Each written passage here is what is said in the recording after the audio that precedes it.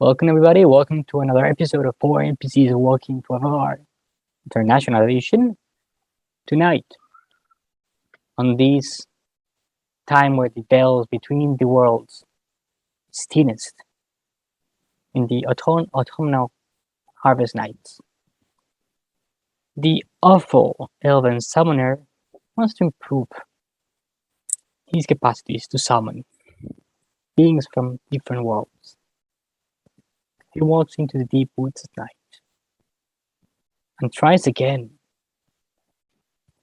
This time, he delves with darker entities, and he succeeds. Through the portal, a lady appears, a maiden of well-known blood and name. People, this is Shanna Stoker, the Ghoulish Garb, co-creator of the Ghoulish Garb. But I am nobody to present her, really, so why don't you tell a little bit about yourself, Shanna? Thank you so much for the introduction. That was awesome. And thank you for having me on your show. I'm very glad to be here. But yeah, that was perfect. My name is Shanna Stoker, and I am the co-owner and co-operator of the Ghoulish Garb. We have been around since 2018, and we are focused on creating unique designs that specifically celebrate witchcraft, Halloween, and all things spooky and macabre. So it's essentially my personality in a clothing store. And now we're best known for our tarot designs and our tarot deck. We have 2 decks out right now that are both major arcana decks, and we will work on expanding them in the future, but it's going to be years away. So, but right now they are the Tarot Major Arcana deck, which is absolutely gorgeous, colorful. You know what? I have it right here. There it is. The Tarot Major Arcana deck. It's got beautiful colors. It's very spooky, Halloween inspired. It includes characters such as Dracula, which we'll talk about later, I'm sure, as well as Dr. Frankenstein, the Wolfman, Headless Horseman. There's a gorgeous, creepy siren who's got the skulls of the men she's eaten beneath her, and of course, a beautiful vampiress. So lots of different characters in this beautiful deck, and it has a matte touch finish, so it feels luxurious in your hand. I do like matte. Yeah, me too. And the whole thing, this box, the book that we've written for it as well has that, and it's just so easy. They're so luxurious, like when you hold them and when you work with them.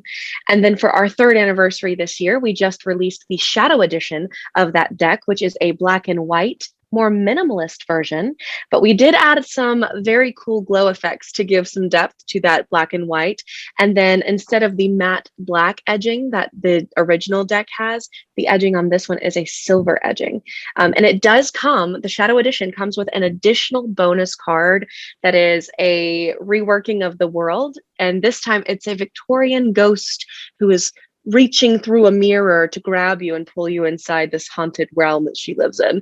And I'm very excited about that. That deck right now, the Shadow Edition, is going to be on sale. It is on sale on Amazon, $10 off with free shipping until the end of October. So just look up Tarot Shadow Edition on Amazon. So, okay, absolutely. Yeah, I will put a link below.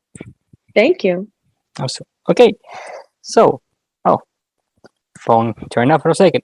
So we're talking a little bit about your background. You're related to royalty on the Gothic novellas, the classic ones.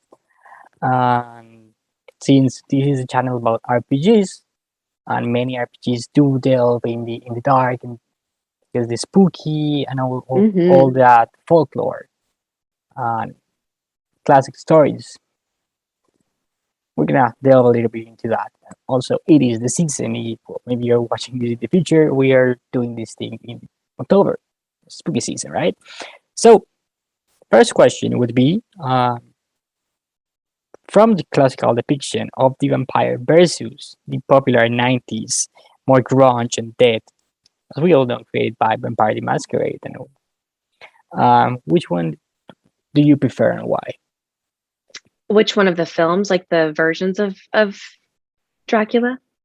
Uh, More in the sense of the classical version of Dracula, the Mm, vampire, and the more grungy modern take that began in the 90s. understood. Yeah, and I think, I think if you look at those different versions of vampires, they very well kind of correspond with different versions of gothic aesthetics. I personally prefer more of the romantic Victorian goth. So that is also the type of vampire that I prefer, which falls in line very much with my heritage and just the original Dracula, right? But as far as the newer grunge vampires, I think that's cool too. I like that. That's one of the things I like about What We Do in the Shadows. Have you watched that? Oh, the movie! Oh, the movie! Okay, I haven't and the watched TV show. not the last season. Not the Okay, last well you've season. got to. It's wonderful. It's very very good. Yeah. But you've seen the movie, so I love how they really I like how they kind of bring in vampires from different eras and different cultures, and you get to see those Victorian Gothic with the medieval vampires with the grungy 90s vampires, and see them all interact. I really enjoy that. But yeah, I think my favorite depiction has to be kind of more of the classical, Victorian, very romantic goth kind of style, for sure. Okay. So, are you familiar with PTM, Vampire the Masquerade? Somewhat? The RPG? With what was it? Vampire the Masquerade, the No, RPG. I've heard of it. I've heard of it, but I've not watched any play yet, and I really would love to watch or of course play eventually.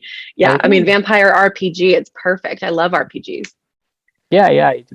Okay, the second question actually was going to ask you, like, which clan of the vampires was your favorite?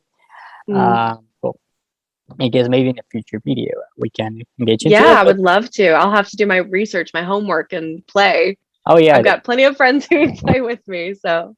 yeah, definitely check the game. And there are versions if you want to play in Victorian. There is a specific version for playing into Victorian era. There is Middle Ages. Okay, that's There is, awesome. yeah, there is the modern one. A couple versions, and you can choose, decades. You can play in the 80s, you can play in the 80s, the 90s, the newer iteration, which is more like 2000s. But yeah, let's keep going. That sounds great. I'm definitely gonna have to get that information from you, like a Yeah, link or something, because I need that game. That sounds perfect.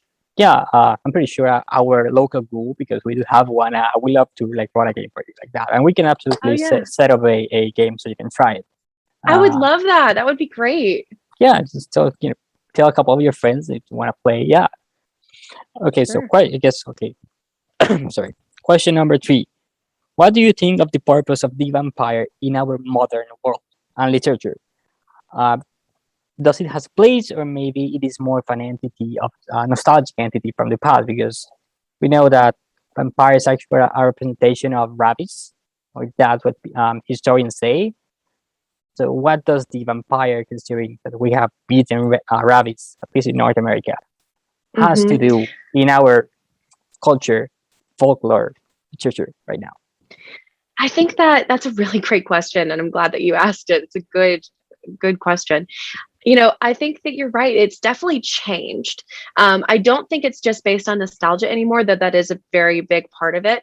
But if you look at it, I mean, look at watching just Buffy the Vampire Slayer or even Twilight, the newer iterations of what it means to be a vampire, of what their role is in our life and in our world. And I think that, I don't think it has the same role for us as watching it in the media anymore, like you said. But I think if anything, it's more of I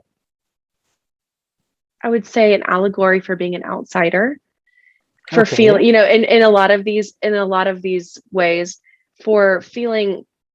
I mean, if you're watching from the perspective of, like, look at Mhm. Interview with a Vampire, for Yeah. example, Okay.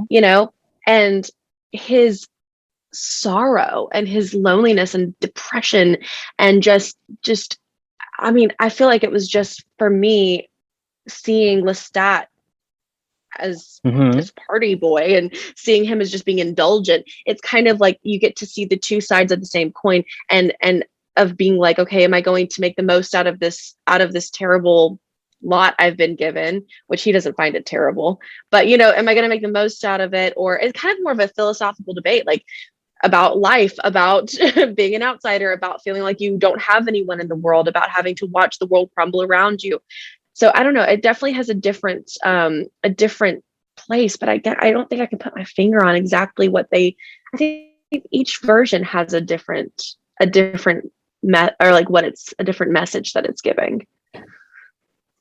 Okay, that does ring a bell, and yeah, I totally agree. I mean, there is another kind of gothic game on monsters called Monster Heart, and the whole purpose of the game is kind of to portray or like project that sense of disconnection, of loneliness, being like disconnected from the society because you're a monster hiding yourself. Well, and I think it's a really good, for me, it feels like almost, again, I think I keep thinking back to depression because I do deal with depression. So of course we like to find our own personal views within the stories that we watch.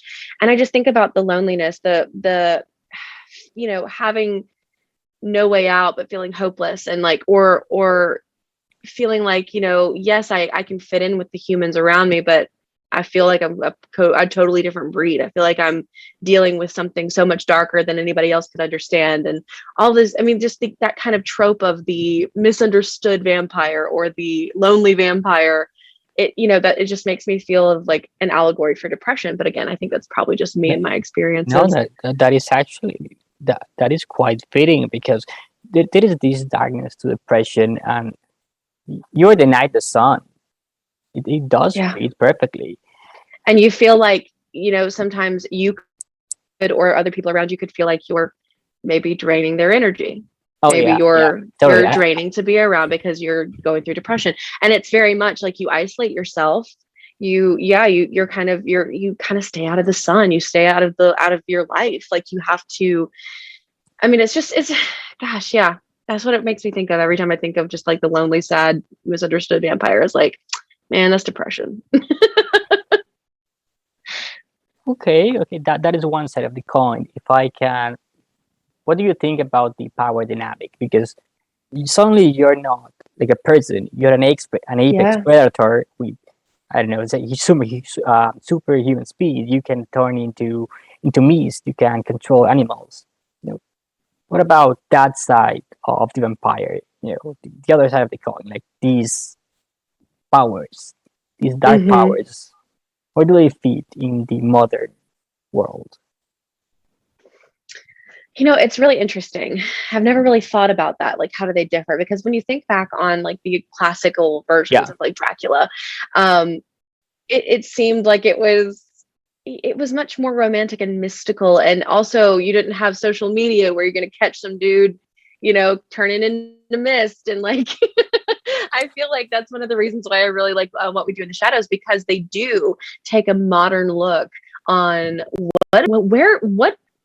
what does all of this play into if we have neighbors, that help take our trash out, or we're turning this college kid and she's going to like eat some dude in public at a party. Like where does that fit in? And it's just such an interesting question that I think that's exactly what Taika Waititi and, the rest of the team behind What We Do in the Shadows are trying to delve into and uncover, like, where does it fit? And I think that's the question that's been, keeping the story moving, is they don't really, like, it's all very antiquated, right?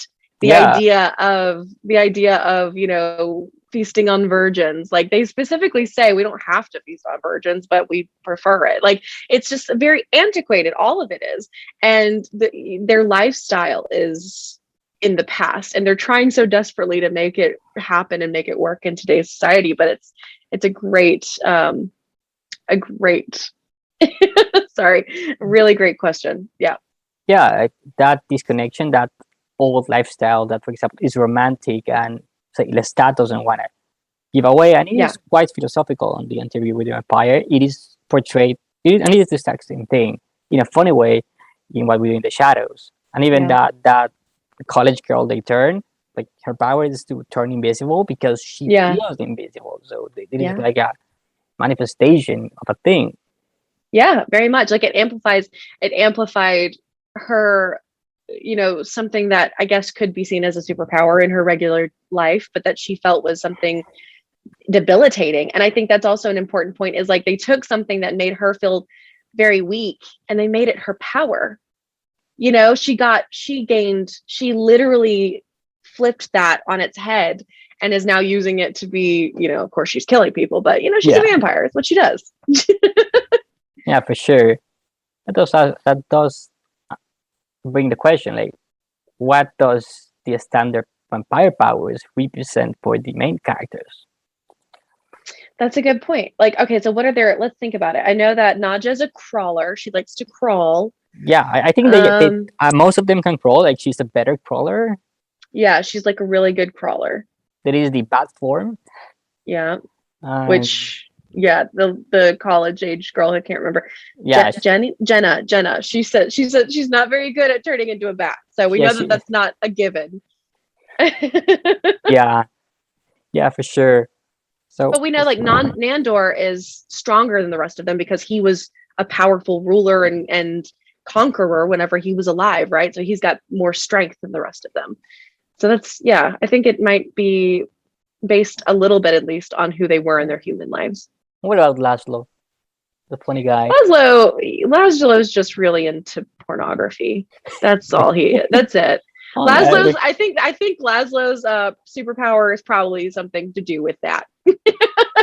Because we haven't heard anything extraordinary besides his libido. So no, if somebody has an extraordinary libido, it must be Nadja. Like, his power is to keep up with Nadja. There you go. That's it. Nadja's she's a force to be reckoned with. So yeah, that's his power, just to try to keep up with her. Well, and we also know he was a romantic and he's a charmer. You know what? Maybe it's his charming abilities, because he, like, whenever he was Daytona. Jackie Daytona. Yeah. When he was Jackie Daytona, he charmed an entire town within like very short amount of time. So that's what I'm going to say his is, charming people. Yeah, I don't think he uses any sort of like supernatural power for it. No, he's just really charming. And that's the thing, is like, I think I feel like it amplifies it, like he doesn't have to hypnotize people, but like his charm is amplified, in the same way like their beauty is amplified when people usually become vampires. So yeah. Okay, so I guess question number 4. From your practice, and in the same sentiment as previous questions, this is more on the witch side, right? Is the image of the witch in our modern times the same as in the Middle Ages, or has it been rescued by modern practices and media? That's a really, oh man, you've got some great questions. I'm really enjoying this interview. Thank you. So I was just talking about this earlier about, I think, we could say it's been saved in a way by modern times, but we also have to be wary, because especially like on TikTok, witch talk, there's a lot of people who are just joining the craft, and that's beautiful and wonderful. And if it's part of your journey in self-expression and self-exploration, then go ahead. But there's a lot of people who are what are being called baby witches, not as a condescending term, just we were all baby witches at one point, right? Yeah. Those of us who practice. And there's a lot of them, though, who I believe they have good intentions. I do. But they're starting a lot of very exclusionary conversations, such as whether you can have you're a real witch or not because you got your candles and crystals and stuff at Dollar General, or like if you don't cleanse your crystals under the full moon water on the 3rd Wednesday of the month, then it's not going to work, that kind of stuff. And it's very I understand whenever you first get into witchcraft that you feel like you have to do everything by the book, whatever book that may be. But I just try to urge people to remember where we started in the medieval times and before that. I mean, witchcraft has been a part of every religion and every culture since the dawn of time. There's always been some sort of mysticism, some sort of witchcraft, whether that's called witchcraft or not. And we need to remember that. The idea of having any sort of exclusion when it comes to, I'm not talking about closed practices, okay, because that's different and that needs to be respected. Absolutely. But when I say, like, you know, people saying like you can't do a love spell, or well, I don't believe in love spells, but saying you can't do a, let's say you want to do a money spell and you don't have a green candle, and okay, you can't do it because you don't have a green candle or something. It's these little things. Or you can't buy your first tarot deck, somebody has to buy it for you. I don't believe in that. Like, I personally think that's a little silly, and it does exclude people because, first of all, if you're a baby witch, you most likely don't have a lot of other friends who are into witchcraft yet, And so now you're wanting to get into tarot, but you can't buy your own deck first. So you have to wait for somebody to randomly buy you a tarot deck. I mean, that's just not gonna, I don't believe in that. I think that witchcraft should be, it's like punk rock, right? It's anarchical in its context, in its being. It shouldn't have these hard and fast set rules of, well, you have to do a ritual or you have to do a spell like this. It's about your energies more than anything else. It's about your intention, and it's about your respect for the other energies and the cultures around you. And I think as long as you keep that at your core, like, let the chaos magic reign, do whatever you feel like you need to do. Just don't hurt anybody else and try to keep your intentions kind, Okay. Following up a little bit on the culture base, you might have a practice that, goes, maybe you're Hellenic and you go, for the Hellenic pantheon, or you're more Norse. But what about more like modern iterations that are, I guess, syncretistic? I don't know if you're familiar with the term. Like Wicca, which was like the 70s, was created by the 70s in England. Aleister Crowley, yeah. Yeah. So you have these like the old ones, right? And you have these newer takes. Yeah. I think are they valid? Are they? Oh, absolutely. And that's kind of where I was getting at with witchcraft is, for me, it's all valid. It's just because it's not what I personally believe or what I personally do. Witchcraft is such a broad term because, like you said, you mentioned Wicca. A lot of people think if I call myself a witch, that means I'm a Wiccan. And I have to, I talk about that a lot because it is the misconception, and that's totally fine. I get it. A lot of media, especially in the past 40 or 50 years, has really, basically used Wicca and witch interchangeably, Wiccan and witch. But I mean, my uncle who taught me about witchcraft he's a practicing Jew, so I mean, I'm more secular. I don't really work with deities. I work with kind of the energy and what I see as the God that I've always been in tuned with. Just like this universal energy that is in everything and all of us and all around us all the time. That's what I worship. It's less of a pronounced deity and more of just this energy. And but I would still consider myself, I guess, a little bit more secular in that form. And it's just, I think it's all valid. I think as long as you're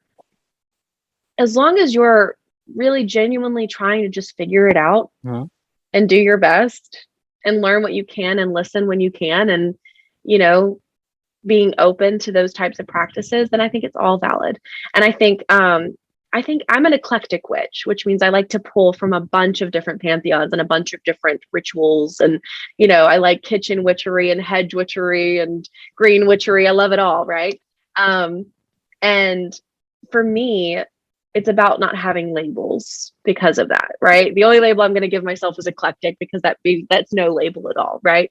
And it doesn't put me in a box. And, I think it's just, I like seeing how it's growing, because things like witchcraft or a religion or whatever, they should grow and change as the times change.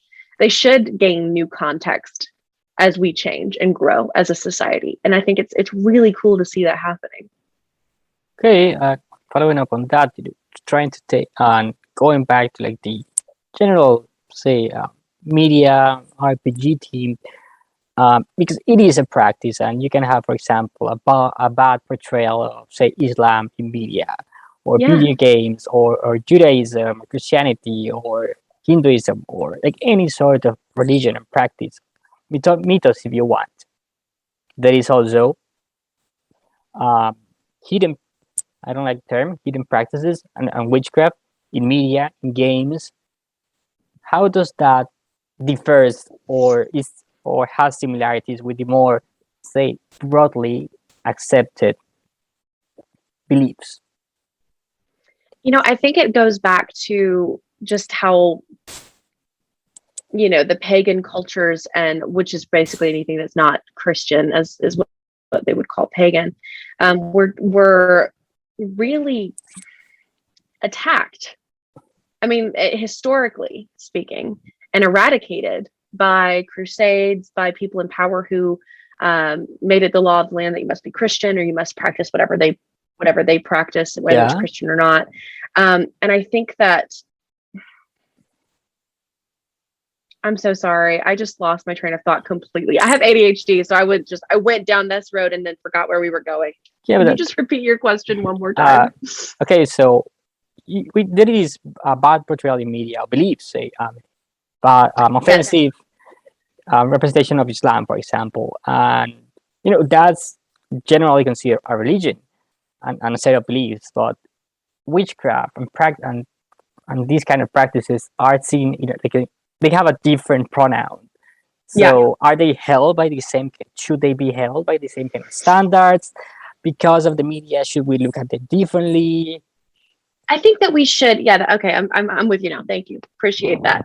I think personally that, it's gotten them these misconceptions because of these, not always negative portrayals, but when in most movies that actually deal with real world types of witchcraft, not Sabrina, the teenage witch with witchcraft, but like The Craft, for instance, it's still portrayed as like this scary thing or this devil worship or whatever. And that's not the case. Now, do I know people who are satanic, who are also witches? Yeah, but they don't worship the actual devil. They don't worship the actual like entity of Satan. That's not what Satanists do.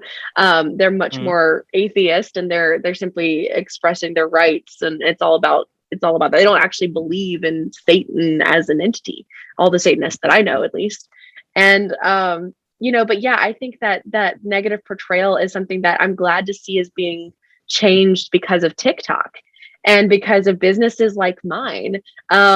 I have been able to kind of, what they say, come out of the broom closet because of my business and because of my family and everybody seeing how the community is there, and we are taking back those terms and taking back this idea that if you're a witch in modern times, you're crazy. And like, why are we crazy?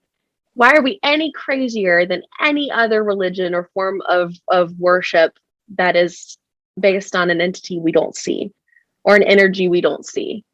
And I think they're all valid. I think every religion, to me, if it works for you and it helps you be a better person, a better version of yourself, and you're not harming others, that's awesome. It's whenever people start trying to evangelize and trying to, instead of focusing on their inward spirituality, focusing on everybody else, that it becomes a problem. So for me, like, witchcraft is all about inward spirituality.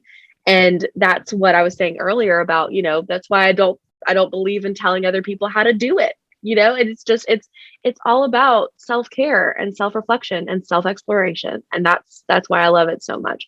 So I think it is getting a better tune to it in the media, hopefully. Definitely getting a lot more representation. I'll say that.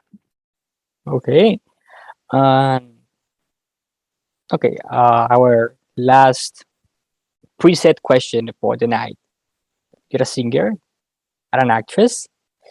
So how would you picture the voices of both the wives of Dracula and Carmilla? Because we have to mention Carmilla.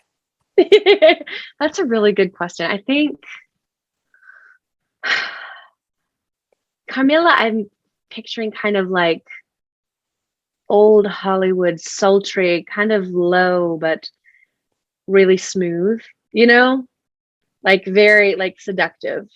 And the wives, I don't know, I guess I just see them as more, I don't know, they're just kind of more background characters, which for me means a less exciting voice. Like I would probably just give them more generic voices or a little bit creepy.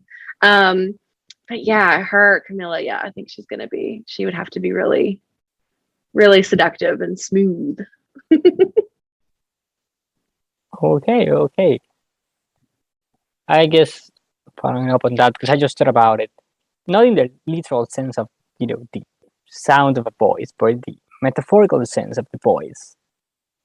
How do you picture the voice of vampires, or the concept of vampirism and also witches in the following years? What are you seeing? What do you expect? Both in media and as people representing.